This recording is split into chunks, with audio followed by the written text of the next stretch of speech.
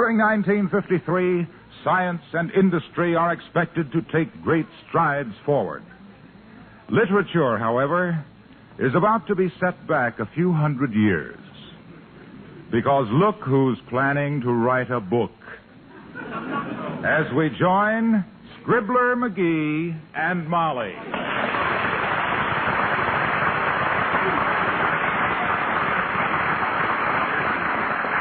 And this new book of mine that I'm going to start writing tonight, kiddo, will split this town open like a dropped watermelon. Sounds a little seedy to me. It'll be sensational, Tootsie. I'm calling this epic of mine Inside Wistful Vista. Going to be a gossip book. Bestseller. Gossip. All the inside dope on who's doing what that they hadn't ought to do and not telling anybody. Fibber McGee tells all. Now, McGee, that's not a very nice I'm going to give my readers all the lowdown on all the high-ups in town. Stuff like, why did old man McDonald of the Third National Bank give a certain bank examiner a new yacht for Christmas? Did he do that? I don't know, but I'll find out. That's the kind of stuff that sells books. You write a book about Napoleon, for instance, saying what a great guy he was, and you won't make a dime. Yeah, but even so... But you'll make $1 million if you write one that says he always kept his hand inside his coat so he could scratch the place where he was stuck with a pickle fork by the wife of an Italian duke he got gay with at a spaghetti dinner. I think you just put your finger on an important literary principle, dear. You betcha. My Inside Wistful Vista will be a literary masterpiece. Oh? Yes, sir. It'll take its place with them other great classics, like The Rover Boys and the State Department. And The Five Little Peppers and how they goofed off.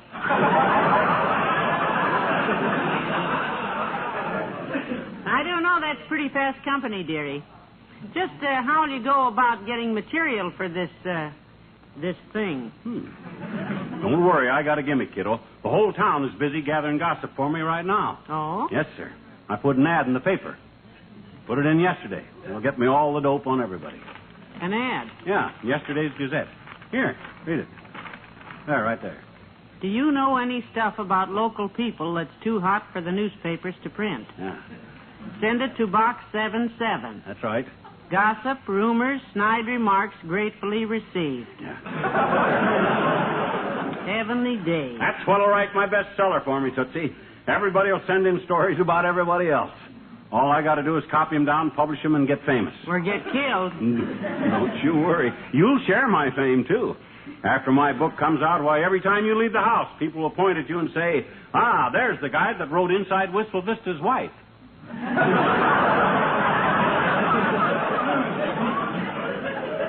Well, I have news for you, sweetheart. If your book comes out, I won't leave the house at all. Are you kidding, Molly? Why, this will be the biggest thing since... Now, this might be somebody with a hot yarn right now. Come in. Oh, it's the old timer. Come in. Hello there, kids. Hi, daughter. Hi, Johnny. What's new? I'll tell you what's new, boy. You're the first to hear this. I am about to become an author. Oh, isn't that exciting? I just love authors, Johnny. Good. Used to play authors all the time when I was just a kid. Well, now, wait a minute. I mind a hot game we had one night where Papa was holding two Longfellows and a pair of Rudy Kiplings. Well, And I had Louisa May Alcott's back to back. Papa shuffled and dealt again and... Okay. That's fascinating stuff, but that ain't what I'm interested in. I'm going to write a book, see? A gossip book. I'm calling it Inside Wistful Vista. Well, now, that sounds real cozy. I thought you might know some hot gossip, old-timer. Inside stuff about things people did that they hadn't ought to done. Well, Johnny, you came to the right party. Good. I can give you enough low-down, dirty stuff about Clarence Grigsby to fill the encyclo and run over into the pedia. Now, who's that Clarence Grigsby? That's right, daughter. They hadn't ought to doingest fella that ever done it. Okay, let's have the dope. I'll take it down. Well, Clarence started his career peddling real estate. Used to tie wax fruit on scrub oak trees and sell the land for an orchard. That's the kind of stuff I want. Let me write that down. How many G's in Grigsby? Well, ain't sure, Johnny, but we can check by looking at his tombstone.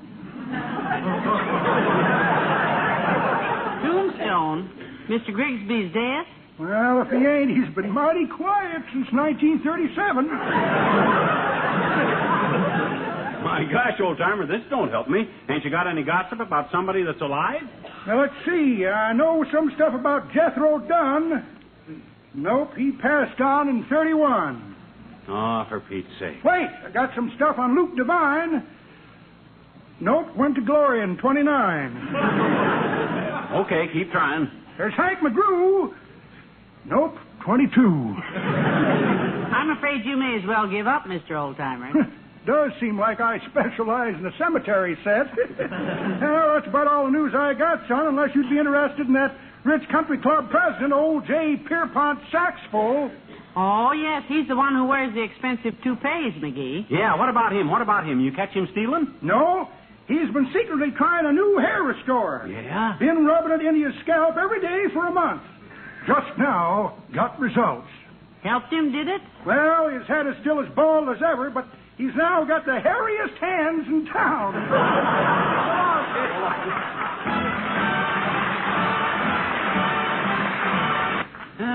Let me see. Are you still making notes for that alleged book? Yeah, but I can really get going on it after I go downtown and collect the mail from my ad, Molly. Boy, I'll bet them letters give me more nasty gossip about people than anybody. Well, I wish you'd just forget the whole idea, McGee. Forget it. Why, Molly, when my Inside Wistful Vista hits the stands, I'll be the toast of the town. Yes. I could just see them toasting you now. By holding you over an open fire. And if I can find a few sticks of kindling, I'll... Hold the kindling, kiddo. Hold it. Come in. Good morning, Mrs. McGee. Mr. McGee? Good morning, Ed. Hi, Ed. You bring the stuff I ordered from the drugstore? Yes, sir. 2 pounds of paper and a dozen pencils. Good. Boy, you must be writing a book. That's just what I'm doing, writing a book. Boy, you top me every time. Oh, he's a killer, Mrs. McGee. Yes. How's your girlfriend, Ed, little Virginia? Virginia? Oh, we broke up weeks ago. She even returned the engagement ring I made for her. You made her an engagement ring? Out of the handle of the spoon I mixed my first ice cream soda with. Sir, when we first got engaged, we promised that if either of us ever met someone we cared for more, we'd tell the other one straight from the shoulder. Good. Oh, did she meet someone? 4 guys the first week. Oh, dear. So I broke it up just like that. Were you pretty hurt about it, Ed? Oh, the night she gave me my ring back, I was really fractured. Oh, that. I was a broken man. I just walked blindly down the street with a terrible feeling of emptiness inside. Where'd you walk to? The hot dog stand at 14th and Oak. I walked blindly in there to do something about that feeling of emptiness. Yeah, well, there's nothing like a hot dog to take your mind off a cold romance. Gee, fate does things in wonderful ways, because there behind that counter was the girl of my dreams, Olivia. Olivia. So you have a new girl. Oh, yes, and this is it, Mrs. McGee. Olivia's wearing the engagement ring I made, and I'm wearing a sentimental token from her, a watch fob. Did Olivia make the watch fob? Yes, sir. From the skin of the first Frankfurter she ever broiled. Oh, boy. This is real. Yeah, Olivia. So long.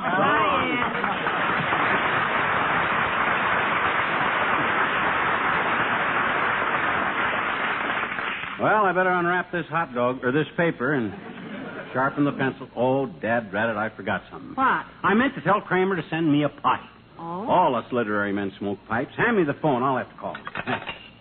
Hello, operator. Give me Kramer's drugstore at the corner of 14th and... Oh, is that you, Mert? Oh, dear. How's every little thing, Mert? Busy. What's that? Your uncle's living in a new place now. Below the Mexican border, eh? Her uncle moved to Mexico? No, he's still in the boarding house on Oak Street. He's got a new room under a boarder named Carlos Hernandez. What say, Mert? Okay. Line's busy. Hello, Molly. Hi, pal. Hello, Mr. Wilcox. Hi, Junior. Say, you get around town a lot. You know any new gossip? Gossip? Yeah, I'm writing a book called Inside Wistful Vista. Going to be the hottest bunch of stories since the library fire. You got any news I can use? Well, let's see. I could tell you about a couple down the street, the Browns. I know them Browns. Well, She left him last night. Oh, dear. Went home to her mother. Oh, no. That's the stuff I'm looking for, Junior. Give me the details. Well, she caught him doing something yesterday that he had promised her he would never do, you see. Yeah, well, what, Junior? What'd you catch him doing? What'd you catch him? Messing up her kitchen range. Oh? He was frying a skillet of bacon and spattering grease all over the stove. Oh, that is bad. Yeah, well, go on. Well, I happened in during the argument, Yeah. and right away I saw the problem. Yeah? So I hauled out a roll of Reynolds wrap, that pure aluminum foil that I had in my pocket. You carry that around in your pocket, Mr. Wilcox? Oh, sure, Molly. The first time I saw Reynolds wrap, I made up my mind that I'd always carry a sample. Okay, Junior. We know you're sample-minded. Get on with your gory story. Okay. Well, sir, I showed the Browns how to keep a stove clean with Reynolds wrap, the original and genuine, the pure aluminum foil. Yeah, but what that's got to do with... I told them how people with electric ranges line the reflector pans under the heating units with it. Just crimp it in place around the edges, and it catches grease and spilled things and keeps them off the stove itself. So you don't have to scour your stove, you see. Yeah, but the wife. You just replace the Reynolds wrap when it gets soiled. Yeah, but the... Mrs. Brown has a gas range, and there's just one large drip pan under all the burners. So I showed them how to take 2 sheets of Reynolds aluminum foil and double fold the edges together and smooth it over the whole pan. Yeah, but you said she went home, Junior. Went home to her mother, she went. That she did, pal. Good. When I got through telling her about Reynolds wrap, how you can get it in 25-foot rolls, and also in the big jumbo economy rolls, 75 feet long, she ran all the way home to her mother's house just to tell her about it. But you said she left her husband. Yes, sir. Left him out in the kitchen with a roll of Reynolds wrap, just having himself a time. See you later, kids.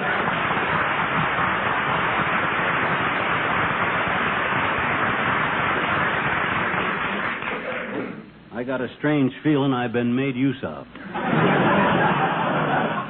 That Mr. Wilcox is a slick one, isn't he? Slippery as a family of eels in a tub of butter. You'll be sorry he didn't help me, though, when my book gets to be a bestseller. Hey, what time is it? About 1:30. Well, let's go downtown and get that mail. You get your hat, and I'll get a basket to carry the letters in, because there must be 1 million of them by now, and we don't want them... Come in. Oh, good morning, Ole. Well, good morning, missus, and for you likewise, McGee. Hi, Ole. Hey, I got some big news today, boy. McGee, I tell you 100 times, don't call me boy. Okay, I'm sorry. I wasn't a boy since I was a kid. Okay. If you enjoy calling somebody boy, I bring my little boy Sven over here. Okay. You can call him boy till it freezes over. All right, it won't happen again. Listen to the news, will you? I'm going to write a book. Oh, is that so? I wrote a magazine once. You wrote a magazine? Popular Mechanics. I wrote and say what happened to my subscription.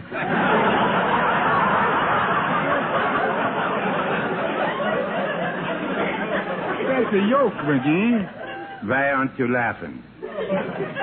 Just stubborn, I guess. My book's called Inside Wistful Vista. It's full of gossip. You know any I could use? No, McGee, I ain't much for gossip. Oh? Why not? Well, what do I care to know about so-and-so has been acting like a so-and-so? I don't like the so-and-so anyhow. I think you're absolutely right, Ole. Well, I'm going to make gossip pay off. Pretty soon I'll be flashing $5 bills around, eating pot roast under glass, and keeping my cigars in the humidor. You know what a humidor is? Oh, sure. I was reading about the bull in Spain that was killed by a humidor yesterday.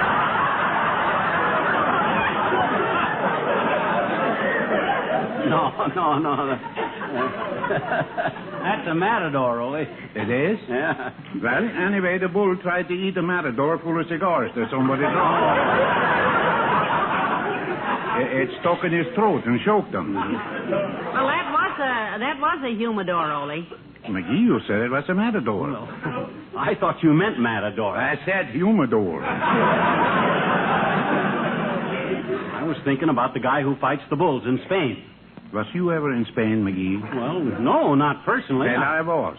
I traveled there before the war. Okay, then what do you call the guy who gets in the ring with a bull and waves a red flag at him? A silly yacker. Oh? What do you call him, a humidor? Oh.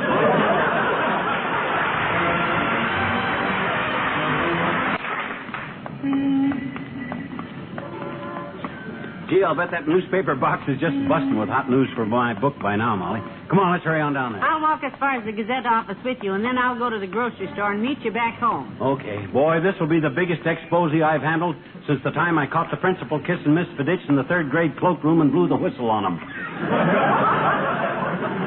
You mean you wrote a story about them? No, I snuck up behind him and blew a whistle out of a Cracker Jack box. Miss Fiditch gave a scream like she'd sat on a blowtorch, and he turned her loose like her nose was on fire. Boy, that was... Look who's coming down the street. Look who's coming down the street. Well, Mayor Latrivia. Hello there, Mr. Mayor. Well, good afternoon, Molly. McGee? Hi, Latrivia. You seem to be in a good humor today, Mr. Mayor. What's new? Well, I've just come from a luncheon, Molly. The annual press club luncheon for the governor. Oh, annual, huh? That the one they have every year?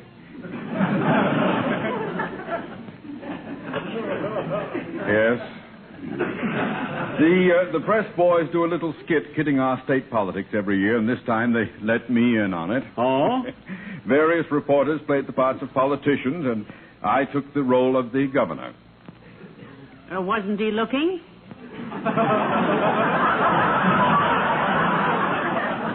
Looking? The governor, when you grabbed his buns. Were they Parker House rolls or hot biscuits? Because hot biscuits... Oh, no, not at all, no. I'm afraid you're not quite with me here, McGee. Not if you're going to turn out to be a biscuit snatcher, I'm not with you. No, sir, the city feeds you well, Mr. Mayor. You don't have to eat the governor's rolls when the poor man... No, just a moment, please. Let's not get out of focus here. I did not eat the governor's rolls. Is that clear? Oh, you just swiped them for laughs, huh, did you? No, of course not. Oh? Look, I'm trying to tell you that in the little skit, the entertainment we had today, I was sort of the star. I took the major role. Heavenly day. You swiped the major's rolls, too. No. Why, you could be court-martialed for that, Homer. Stealing bread from the military. Oh, stop it. This is ridiculous. There wasn't even a major there at all. Do you understand? Oh, well, if the major didn't show up, you had as much right to eat his rolls as anybody else. Yeah, I know. Now, if you just listen to me for a minute, I'll explain this whole thing again. Shoot. We had a luncheon. Right. We had a little entertainment. Yes. During the entertainment, I played the governor. Understand? Oh, that's how you did it, is it? Yes. You see? By George, that rips it. That does it. Playing up to the governor and stealing the bran muffins right off his plate while he trusts... I didn't feel the stuffing stuffings of his plate. Feel the muffins stuffing stuffings of his bait. His gate. Kate! Look! When I said I hooked the revenant's roll, I took the shovel and coal. Roll! I didn't mean I actually bait it. You were the ones that said, I didn't mean it.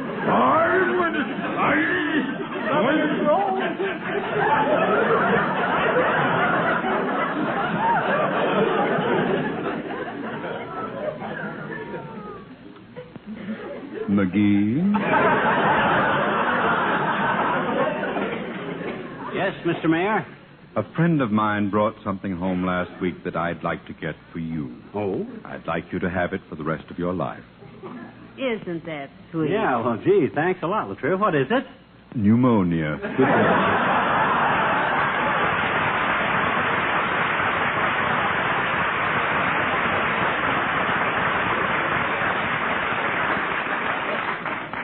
Well, I'll gather up my mail, kiddo, and get my book rolling. I'll see you back home after a while. I'll hurry, dearie. Inside Wistful Vista. I'll blow the lid off of this town and make $1 million.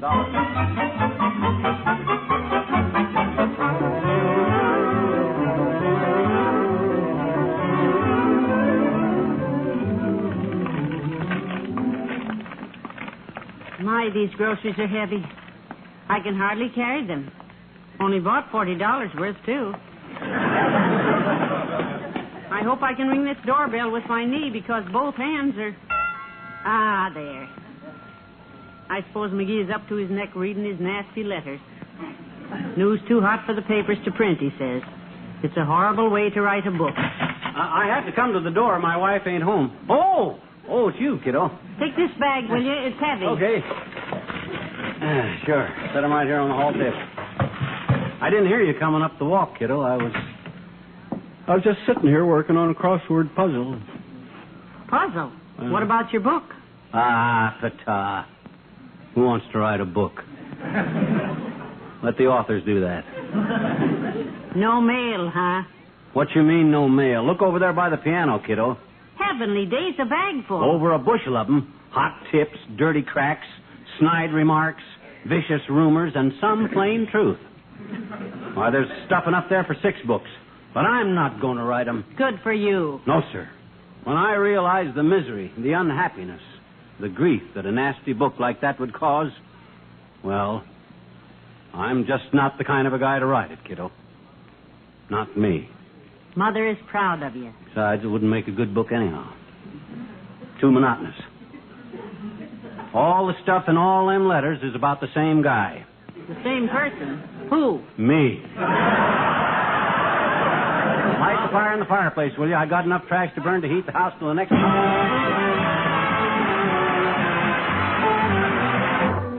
Ladies and gentlemen, on this Inauguration Day, 1953, the American people have just welcomed a great man to a great big job. We salute President Eisenhower. I'm sure we speak for all Americans when we say that our minds and our hearts and our prayers are with our new chief and our gracious new First Lady. You know, running this country is a big job. Hey, Molly, you suppose I ought to hop on a plane and fly down? No, McGee. If he needs you, he'll send for you.